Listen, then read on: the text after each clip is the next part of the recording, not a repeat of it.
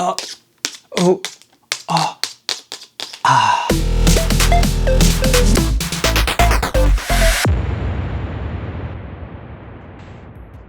What's up guys, I'm Avionics. Welcome back to my channel. If you're new to the channel, please go ahead and hit that subscribe button as I do come out with a few videos throughout the month. In today's video, this just arrived and we are going to unbox the ODROID-GO Super coming straight from Korea. Now, if you're not familiar with the ODROID-GO Super, it is the next generation portable emulation station player, if you want to call it that. Basically, you can play your Nintendo games, Super Nintendo games, Sega Genesis games, Nintendo 64, Atari, PS1. The list goes on, and we'll go more into that in a little bit. But as we unbox this, we'll talk a little bit more about it. So, like I said, this is the next generation from Hard Kernel themselves. The website and the link to this will be in the video description if you want to read more about it. But the previous version is the ODROID-GO Advance, which is actually a do-it-yourself kit. So the biggest step between this and the last is this comes pre-built, ready to go, right out of the box. All you have to do is get yourself an SD card to flash with the proper OS to run all your games.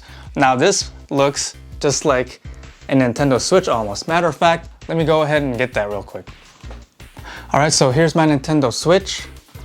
And then here is the ODROID-GO Super. So you can kind of do a little size comparison as to how big it is. This is probably more closer to the size of the Nintendo Switch Lite. So I have my Game Gear here, or not my Game Gear, well, this thing can play Game Gear games too. My Sony PSP, which this can also play as ROMs, obviously, not cartridges. So those are those two in comparison in size. So yeah, let's put the PSP and Switch back to the side. Now, another big step between the ODROID-GO Advance and then the Super is they incorporated a second thumbstick right here. So now it's more so like a Nintendo Switch. So whatever consoles actually use two thumbsticks, that's definitely going to help. One other big jump from the Advance to the Super is a larger battery to compensate for screen size, but it's also supposed to be able to play a little bit longer than you would on the Advance. So we'll give that a whirl over the next couple of days. But yeah, so that's pretty much everything in the box is the Super itself, and then let's see what kind of USB cable this is. Okay, so this is a shorty USB Type-C to USB Type-A cable. So great, you can charge it with Type-C cables, the new technology of course. And then taking a closer look at this, it has, on the front you have your D-pad, you've got your left thumbstick, right thumbstick, your A, B, X, Y buttons, and then two small little soft buttons at the bottom. And if you look at the back or the top edge, you have what is to be your R1 and L1 and your R2 and L2 buttons, shoulder buttons / triggers.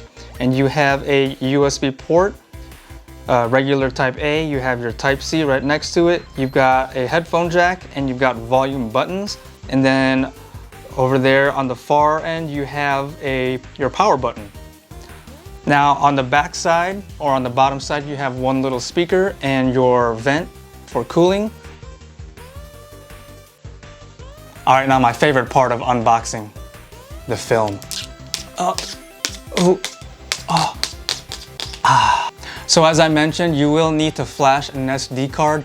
I have my 512GB SD card already flashed with Retro Arena. Now I will have a link down in the description where you can download that as well if you choose for Retro Arena. Now to load up all of my ROMs into this, usually I have a RetroPie on a Raspberry Pi 4. Usually I can just go on FileZilla using my computer and I can just FTP it onto the Raspberry Pi 4 RetroPie. But this one does not have built-in Wi-Fi. In order to use Wi-Fi, you would need a USB Wi-Fi dongle. So what I'm going to do is I'm going to insert both my RetroPie card and my card for this into two different USB SD readers into my Raspberry Pi 4, and then I'm gonna have my Raspberry Pi OS SD card inside the 4 to run as a desktop computer to be able to transfer all the ROMs from the RetroPie card to the card for this one. I'm gonna go ahead and do all that, and we'll be back here in just a second. All right, so we're back. So for all intents and purposes, I quickly loaded up the Super with the NES library, the SNES library, and the Sega Genesis or Mega Drive library, because that takes like seconds to load up. And then I loaded up one PSP game, one PSX game, and one Dreamcast game, because those are gonna take a while. All right, here's the moment of truth, powering it on. Shout out to Tectoy Tinker for the SD image.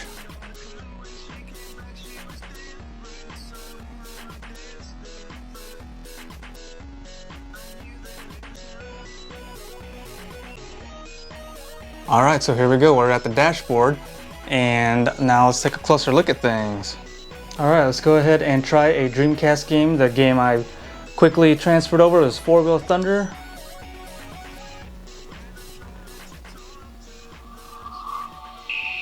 Nice 4:3 aspect ratio as it should be with the older console. Sega.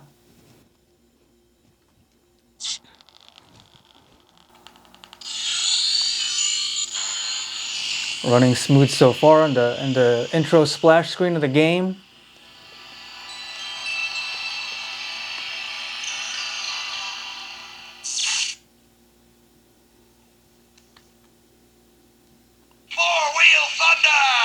Let's go ahead and jump right into it. Press the start button down here. I thought these were the start buttons, but I believe this button also does go back to the Retro Arena dashboard. Show you that here in a little second. We'll do one player, just to practice. Sure. Race. Oh.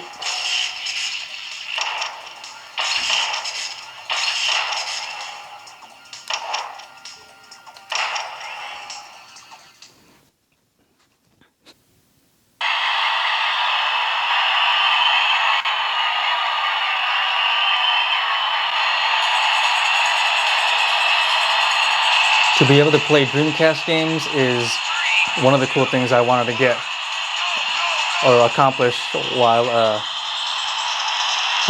I forgot how to play this game. There we go. There we go, joystick action.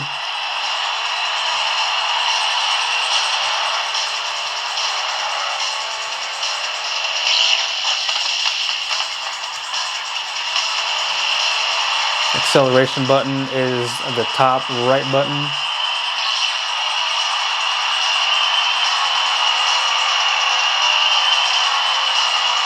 Yeah, it looks good, runs smooth. Now there are going to be some games that don't run smooth. You'll have to find the compatibility list out there on the Google, but for the most part, most games will work.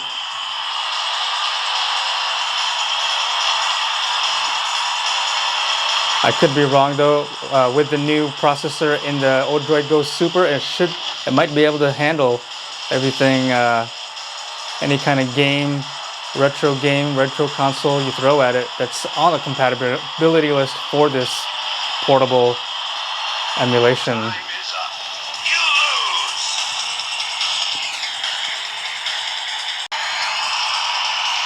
All right, so to back out into Retro Arena, I believe you just press this button right here, and now we are back out. Awesome. Easy navigation. Yeah, I thought I put Nintendo and Super Nintendo on here already. I'll have to look into it more, but for the most part, just wanted to show you guys that it does work. PlayStation Game 2. We'll try Ape Escape real quick. I believe the controls need to be mapped, but I'll just show you guys that it does run PS1.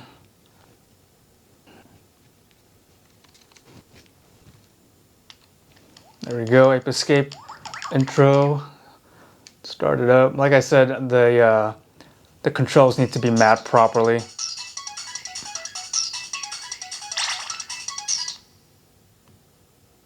Take a quick look though.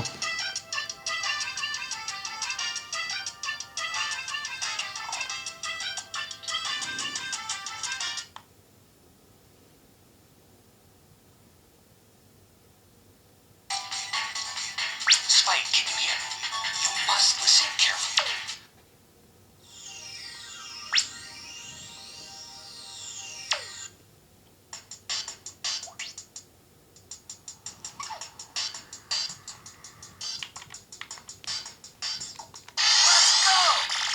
So yeah, so right now the joystick is just moving the camera angle. I'll have to take some time to map that properly. So yeah, so this is the ODROID-GO Super. You can find at hardkernel.com. Once again, the website is down in the video description below if you're looking to buy one. I don't get any kind of commission at all with this one. It's just, I'd like to put this out there for all the retro gamers out there who are looking for an awesome, portable, and quick solution where you don't have to build it up. All you gotta do is flash your SD card and load it up with ROMs. So if you guys enjoyed watching this video, I'd appreciate it if you hit that like button. Leave any comments or questions down below and I'll get back to them ASAP. And please don't forget to hit that subscribe button and ring that bell to be notified of future content like this. Alright guys, I'm Avionics. See you next time.